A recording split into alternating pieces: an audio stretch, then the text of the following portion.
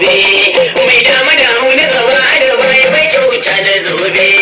sannan mu roki salatu mai hasken yau da gobe manzon Allah sahabbai ahalin sa maza mu cirewa babbar magana yau ga kai ya cika mukura badan na sosai ba sam ba ya kan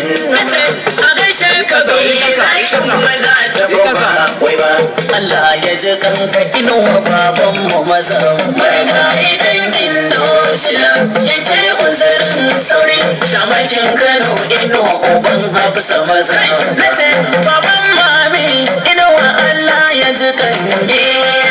da ruwa ashe baka da maki ko dai tuntun baban yaki a gaida mazan fama shamakin Kano kiki ka kana mutum gama lafiya daga mazariya mike sai dali na baya tura gaba maliya wanda ka kam kai baka turo ka tangale duniya ta salle na raye inuwa ya haɗa lafiya baban mami Hafsa ruwan da ka gama duniya komai ya ashin magiya ba za su yi labarwa idan inda wasu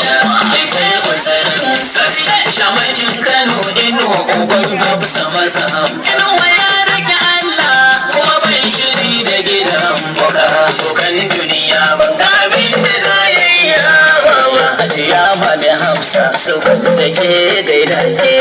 hajiya mami Hafsa su gwanta mun gaida ke musa gwanta ne na zo da salon masarauta mai gane da bin ka sai rabi mai gaba mai baya hajiya Hafsa ta gamba inuwa mun gaida ke tura gaba dai mai da bawa yadda ce wakilin gaske na gaban da shi ka tuna baya kita ka san ni mama Allah ya kiyaye Allah ya tsare gaban ki Allah ya tsare baya yar shamakin Kano Hajja Hafsa mun gaida ke ko kara cewa mafarauta zaki yage